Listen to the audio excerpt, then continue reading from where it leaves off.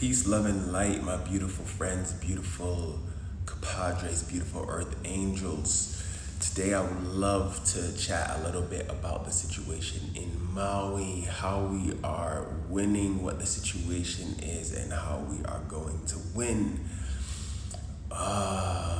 It's been a while since I've been on here, guys. I'm not actually a YouTuber. I'm just a spiritual being having a human experience and now sharing these precious moments with you. Let's take a deep breath. Clearing the space, bringing in some beautiful positive energy for us all to bask in. You are aware that there have been some unprecedented fires in Maui and all the devastation that has caused. Take a moment to send love out to all of Hawaii, to Maui, to the people of Hawaii, all the beautiful Kanaka, the Filipinos, every resident, every being who calls Hawaii home, sending love, healing, light, and peace, wisdom, knowledge, and understanding out to them. Guys, there have been some crazy anomalies happening out there in Maui during these fires. I just want to go through a few of my observations and then share with you how we are actually winning this spiritual war that we are now actively engaged in, and how we can win, how we can raise the bar and take this to the next level. So guys, the day of this devastating fire in Lahaina, Maui, a lot of crazy things happened. One, every single upper tier emergency official was off island. The fire chief, the head of emergency response, even the governor, they were off island. They were only 30 minutes away, but I believe that none of them returned to action during that day at all and didn't return to the island until the following day. That is really weird. They were all at some meeting away from the island. And also, who was left in charge?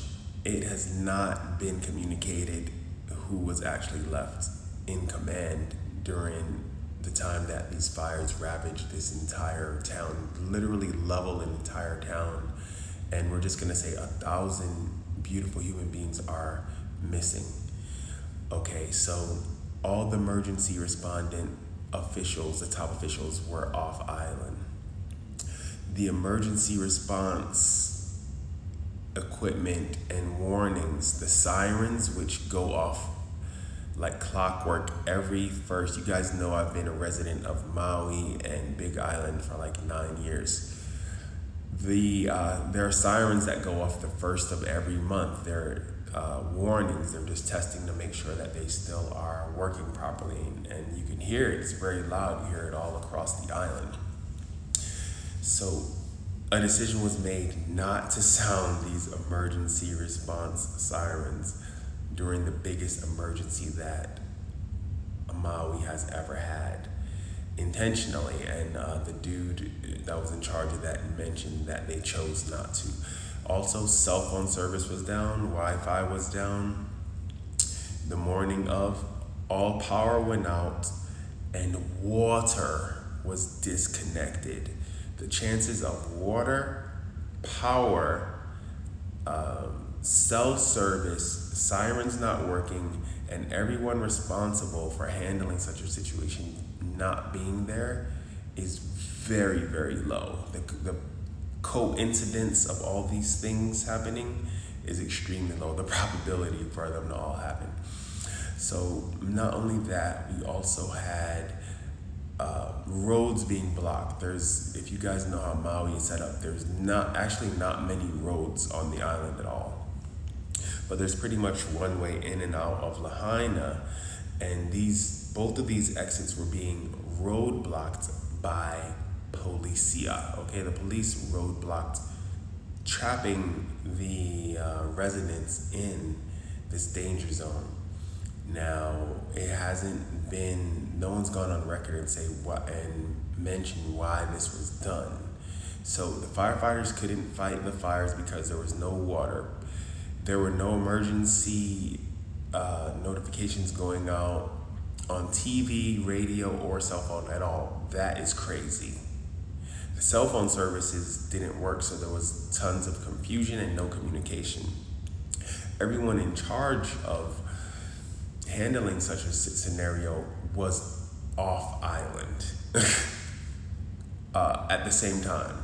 Now that should never actually happen, right? You should have first in charge, second in command, third in command. If the first guy is gone, the second guy should be there. If the second guy's gone, then the third guy should be there, right? Chain of command. Roads being blocked, and then we have incidences now of cars that were away from the fire zone being burned at temperatures higher than forest fires have been recorded to naturally accelerate to. So cars being burned at like 2200 degrees Fahrenheit. And I think forest fires don't get up that high. They get like to the 1300s or 1400s. I could be wrong, but no contact with the forest fires, but yet somehow the cars not only exploded, not only were burned, but were basically incinerated. And you can look at a channel, which I'm going to link down below, Hawaii Real Estate, Eric West, doing some great work on uncovering all of these details and bringing them to light. Okay, so now how are we winning? We're winning because we are literally in a spiritual warfare right now, and knowledge is power.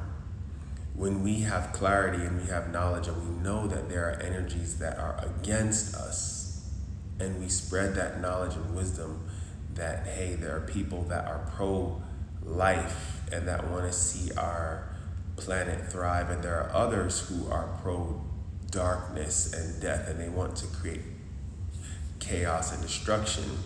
You can clearly see who's on what team, right? And so that knowledge is very powerful. So just being able to identify who's on your team and who's not is very powerful.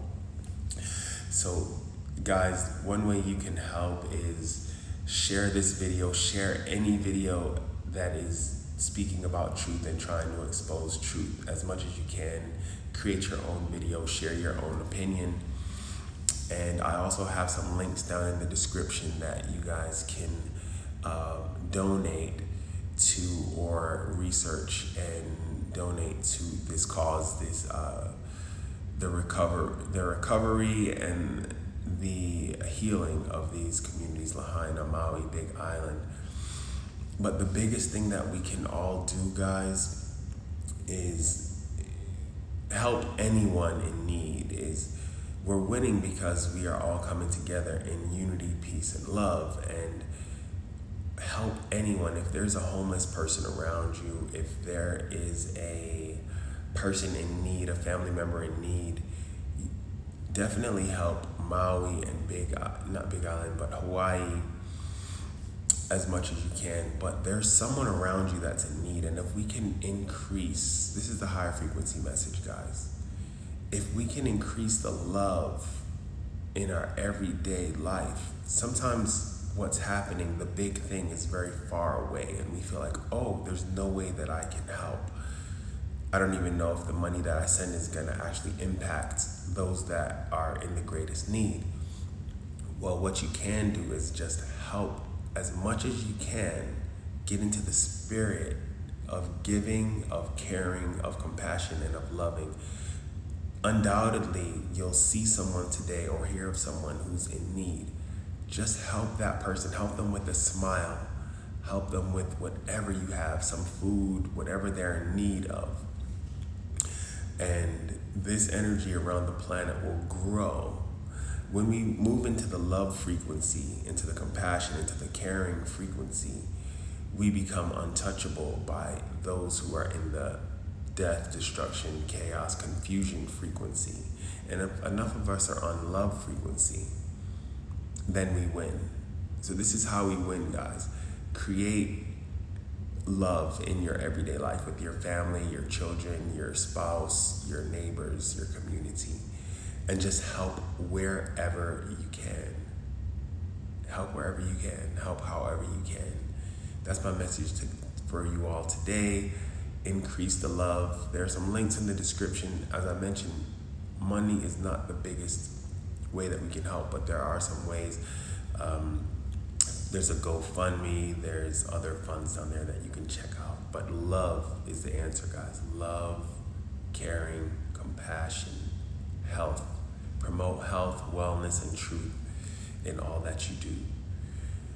Thank everyone for being part of this global community to increase the love, peace, abundance, and truth, health, wellness, balance, and harmony for all.